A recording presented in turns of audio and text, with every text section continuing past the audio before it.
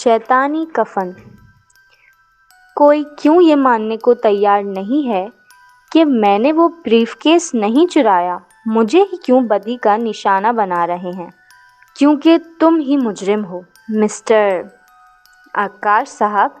अड्डे में खड़े इस हुजूम में से आवाज़ आई और फिर एक आदमी ने आकाश का हाथ पकड़कर कहा, इसे किसी भी सूरत फरार ना होने दीजिएगा, क्योंकि मैंने खुद इसे ट्रेन से बाहर आते देखा है और इसके हाथ में वही ब्रीफकेस था। हाँ हाँ, यही चोर है। इसे अभी कानून के हवाले किया जाए। नहीं, मैं कहीं नहीं जाने वाला, क्योंकि मैं बेकसूर हूँ। जी हाँ, ये बेकसूर है। ये आवाज़ भी इसी हुजूम में से आई। वो हैरान था कि ये कौन हो सकता है जो इसके हक़ में बोल रहा था, क्योंकि अब तक तो सब ही इसके खिलाफ थे। हाँ, असल मुजरिम अब भी आपके सामने खड़ा है। वो देखिए।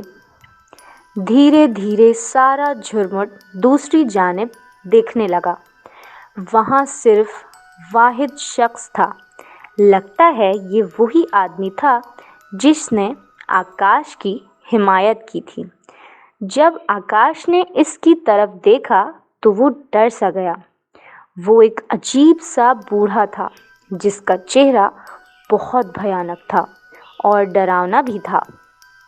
इसके चेहरे पर गोश नाम की कोई चीज़ न थी। आँखें गड्ढों में बदली हुई थीं और सारा जिस्म फटा हुआ था। मेरे साथ चलना पसंद करोगे?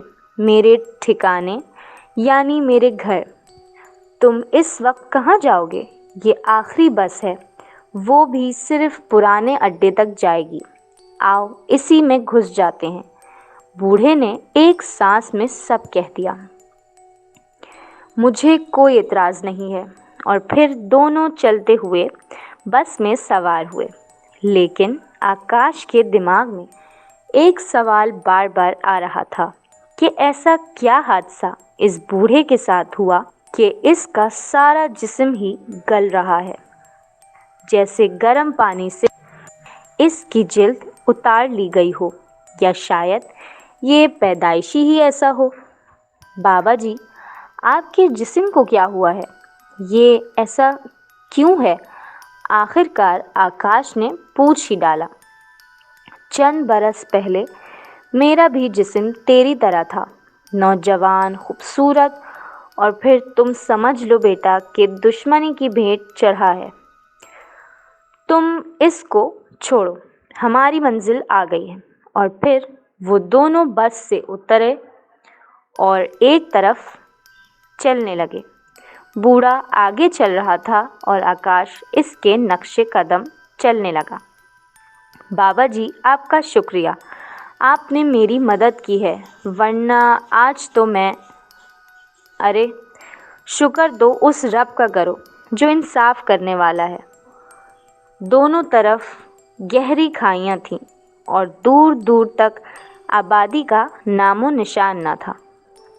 फिर एक ना ख़त्म होने वाले कब्रिस्तान का सिलसिला शुरू हो गया। दूर ही से एक छोटी सी कोठरी नज़र आ रही थी और चारों तरफ छोटी छोटी दीवार बनाई गई थी। शायद यही बूढ़े का महल था। इसने अपनी जेब से इकलौती चाबी निकाली और इस कोठरी नुमा कमरे को खोलने लगा। जब दरवाज़ा खुला तो अंदर 20 या 22 साल की एक खूबसूरत लड़की थी। हमें देखते ही इसने अपना आंचल ठीक किया और जल्दी से उठकर खड़ी हो गई। लैला, जल्दी जाओ और खाने का बंदोबस्त करो, ये आज हमारे मेहमान हैं। जी, मैं अभी आई। और वो बाहर चली गई। आकाश सोचने लगा कि ये दोशीज़ा कौन है। इसकी बेटी होगी या फिर बीवी?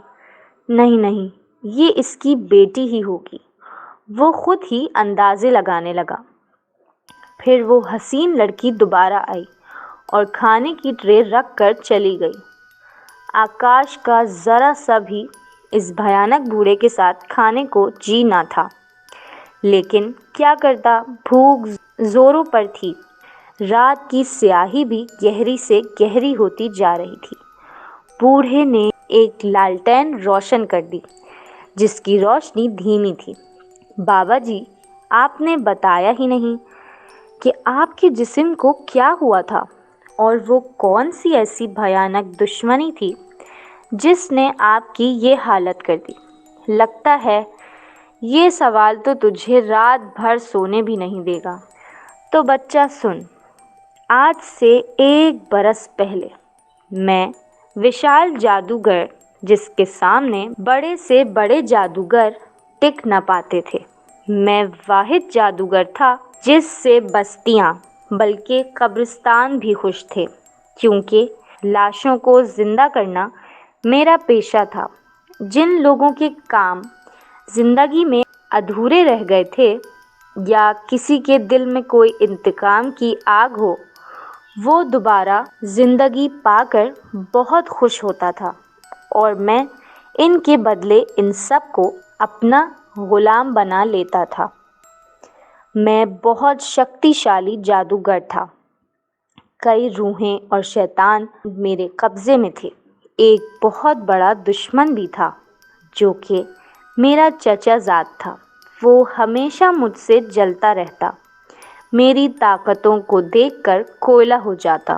وہ بھی جادوگر تھا، لیکن اس کے پاس اتنی طاقت نہ تھی کہ وہ میری برابری کر سکے، لیکن وہ کوئی موقع نہیں چھوڑتا تھا کہ وہ مجھے برباد کر دے۔ بیٹا، تم نے پوچھا نہیں؟ جی بابا جی، کس وجہ سے؟ آکاش نے پوچھا۔ وہ بہت ہی گم تھا اس بابا کی کہانی سننے میں۔ ایک کفن کی وجہ سے آکاش۔ وہ کوئی عام کفن نہیں تھا، ایک شیطانی کفن تھا جس میں بے شمار شیطانی شکتیاں تھیں۔ وہ کفن جس کو بھی پہنایا جائے وہ ٹھیک 1 برس بعد زندہ ہو جاتا۔ مردے کو پہنانے کے بعد قبر میں دیکھا جائے تو وہ کفن کافی بڑا ہوتا تھا۔ مردے پر پورا کفن ہونے کے بعد وہ بچ جاتا ہے، وہ خود بخود ہی لمبا ہوتا جاتا تاکہ وہ کفن کاٹ کر کسی دوسرے مردے کو پہنایا جائے۔ وہ منحوس آموس کی رات، جب میں جنگل کے درمیان ایک لاش پر کچھ خاص عمل کرنے لگا۔ جنتر منتر چھو منتر، آؤ بدرو آؤ اور اس لاش کی ساری طاقت میرے جسم میں منتقل کر دو۔ آؤ آتماؤ آؤ۔ لیکن یہ کیا تھا؟ اتنی چیخ و پکار پر وہ نہ آئیں۔ میرا کوئی جادو کام نہیں کر رہا تھا۔ ایسے ہی دن بدن میری طاقت کمزور ہوتی گئی۔ میں نے اپنے جسم میں بہت کمزوری محسوس کی۔ مجھے پتہ چل چکا تھا کہ یہ سب میرا دشمن کر رہا تھا۔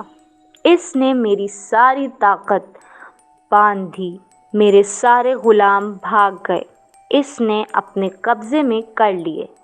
میں پاگل سا ہونے لگا تھا۔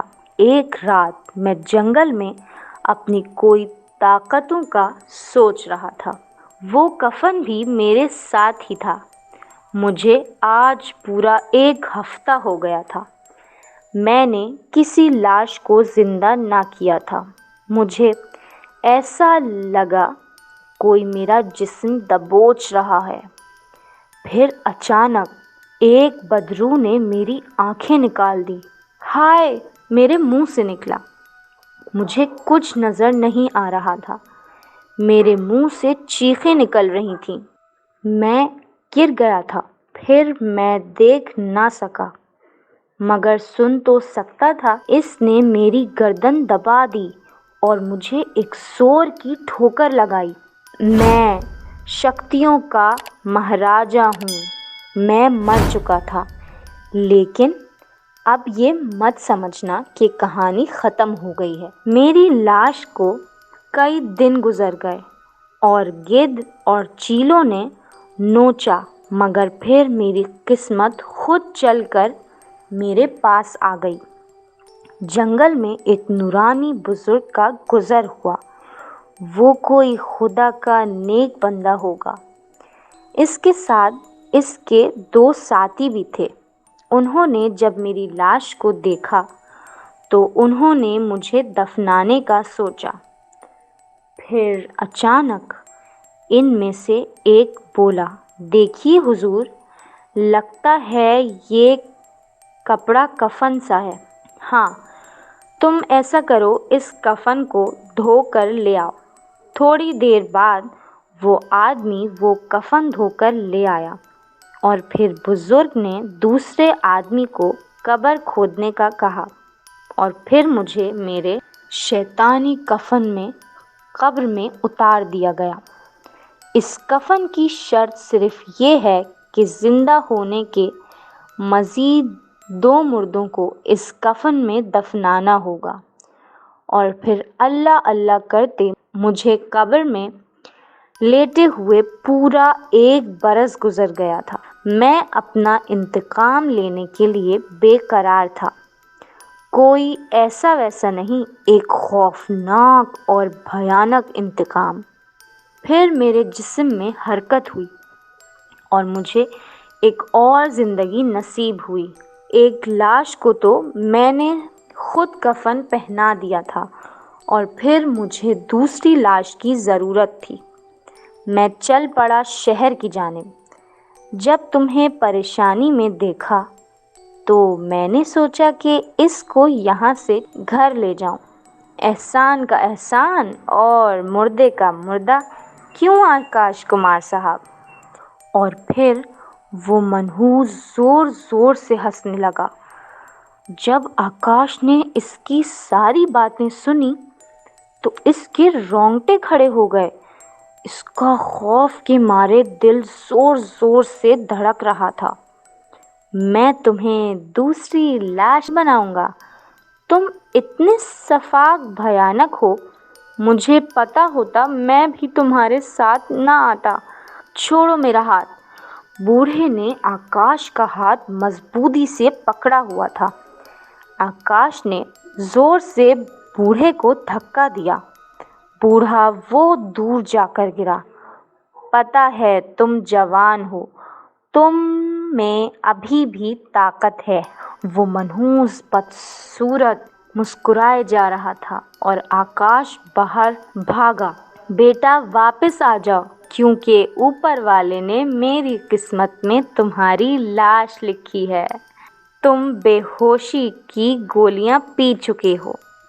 उठिए, आपको ये क्या हुआ है? प्लीज़ देखिए, आंखें खोलिए। लैला आकाश पर झुकी हुई थी, जो बेहोश पड़ा हुआ था।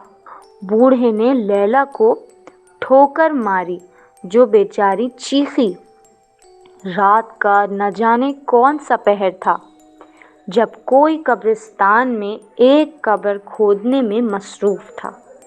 ये वही भयानक बूढ़ा था जो पहली लाश की कब्र खोद रहा था। इसने कफन को काटा और ले गया। थोड़ी देर बाद वो आकाश को शैतानी कफन पहनाने में मसरूफ़ हो गया। जब आकाश को कफन पहना दिया गया, बूढ़ा बोला, लैला आओ, इसके पास रहो, कहीं इसको होश न आ जाए। बड़ा तेज़ है ये जवान। जी अच्छा, लैला बोली। फिर वो बूढ़ा आकाश के लिए कब्र तैयार करने कब्रिस्तान चला गया। लैला ने जल्दी से पानी लाया और आकाश को जगाने की नाकाम कोशिशें करने लगी, लेकिन पता नहीं इस मनहूस ने कौन सी गोलियां आकाश को पिला दी थीं। देखिए, मैं हूँ लैला, तुम्हारी हमदर्द। प्लीज़ आकाश, अब आंखें खोलें। दूसरी जानिब बूढ़ा थकावट में चूर होकर पहले भी कब्र खोद चुका था, अब नई कब्र मुश्किल हो रही थी। हाय मेरी कमर, بس اتنی ہی کافی ہے، بوڑھے نے کدال ایک طرف رکھ کر کہا اور ایک طرف ہو کر بیٹھ گیا۔ اسے ہوش تو نہیں آیا تھا؟ بوڑھے نے پوچھا۔ نہیں، لیلا نے جواب دیا۔ اچھا، اب تم ایسا کرو کہ اس کو دھکیل کر لے جاؤ اور اس کو قبر میں ڈال کر مٹی ڈال دو۔ لیلا آکاش کو دھکیلتے ہوئے دور اندھیروں میں گم ہو گئی۔ کچھ دیر بعد لیلا اندھیرے سے نکلتی ہوئی آئی۔ وہ اپنے ہاتھ اور کپڑوں کو جھاڑ رہی تھی۔ لگتا تھا کہ وہ اپنا کام ختم کر کے آئی ہے۔ ہو گیا کام؟ بوڑھے نے پوچھا۔ جی، آپ خود دیکھ لیں، لیلا نرمی سے بولی۔ بوڑھا لالٹین لے کر قبر تک گیا۔ شاباش میری جان، اب میں اصل حالت میں آ جاؤں گا اور پھر سے جوان ہو جاؤں گا۔ اچانک سے موسم نے پلٹی ماری۔ ایک دم سے موسم تبدیل ہو گیا تھا۔ تیز آندھی چلنے لگی، ہر طرف مٹی ہی مٹی ہو گئی تھی۔ اور پھر جو بوڑھے نے منظر دیکھا، اس کی سانس بند ہونے لگی، اس کے رونگٹے کھڑے ہو گئے اور اس کی آنکھیں ابل کر باہر آنے لگیں، کیونکہ وہ منظر ہی اتنا بھیانک تھا۔ قبر سے وہ کفن اڑنے لگا۔ تیز ہوا کی شاں شاں آواز ماحول کو ڈراؤنا بنا رہی تھیں۔ وہ کفن تیزی سے اڑ رہا تھا اور اوپر اس نے اپنا رخ بھوڑے کی طرف کیا۔ یہ کیا ہو رہا ہے؟ وہ کفن تو میری ہی طرف آ رہا ہے۔ میں نے تو دونوں لاشوں کو دفنا دیا ہے۔ نہیں، ایسا نہیں ہو سکتا۔ وہ بوڑھا اندر تک کانپ رہا تھا۔ نہیں بوڑھے، تیری دوسری لاش اب بھی سانس لے رہی ہے، کیونکہ میں نے آکاش سے کفن اتار کر پہلی والی لاش کو پہنا دیا تھا اور تیری اس نئی قبر جو تم نے کھودی تھی، اس میں وہی پرانی والی لاش کو دفنایا تھا اور آکاش کو پرانی قبر جو کہ کھلی ہوئی تھی اس میں رکھ دیا تھا۔ بس اب میں بے گناہ انسانوں پر اور ظلم نہیں ہونے دوں گی۔ بہت ہو گیا منحوس، اب تم سے چھٹکارا حاصل کر کے رہوں گی۔ لیلا ہر وقت اس کے سامنے خاموش ہوتی، آج اس نے اپنے اندر کی بھڑاس نکال دی۔ دوسری طرف قبرستان میں ایک قبر میں ہلچل ہو رہی تھی۔ یہ میں کہاں ہوں؟ یہ تو قبر ہے۔ نہیں، میں تو زندہ ہوں۔ آکاش کو ہوش آ گیا تھا اور وہ اپنے آپ کو قبر میں دیکھ کر ڈر گیا تھا۔ جب اس نے اوپر دیکھا تو قبر اوپر سے کھلی ہوئی تھی۔ شکر ہے خدا کا، میں زندہ ہوں اور قبر بھی کھلی ہوئی ہے۔ اس وقت آکاش قبر میں کھڑا ہو گیا۔ اس نے دیکھا کہ وہ بوڑھا لیلا کو بکواس کر رہا تھا اور اسے مار رہا تھا۔ وہ کفن باہر نزدیک آ چکا تھا۔ یکدم اس نے بوڑھے کے جسم کو لپیٹنا شروع کر دیا اور اسے دبوچ لیا۔ اس کے منہ سے ایک چیخ نکلی اور اس نے پکارنا شروع کر دیا، کوئی ہے جو مجھے بچائے اور مجھے چھڑائے اس سے۔ کفن نے اسے اتنا دبوچا کہ اس کے منہ سے خون اور گوشت کے لوتھڑے باہر آنے لگے تھے۔ کچھ ہی دیر بعد وہ ٹھنڈا ہو گیا تھا اور کفن نے بھی اسے چھوڑ دیا اور طوفان بھی تھم چکا تھا۔ لیلا بھاگتی ہوئی آئی۔ لیلا، لیلا، تجھے کچھ ہوا تو نہیں؟ تم ٹھیک ہو؟ آکاش نے جذباتی ہو کر پوچھا۔ ہاں، میں ٹھیک ہوں، تم جلدی سے باہر آ جاؤ۔ لیلا، ہم ایسا کرتے ہیں، اس شیطانی کفن کو यहीं जला देते हैं, ना रहेगा बांस और ना बजेगी बांसुरी। और फिर इन दोनों ने इस कफन को जला दिया और दोनों एक दूसरे का हाथ पकड़कर दूर चले गए।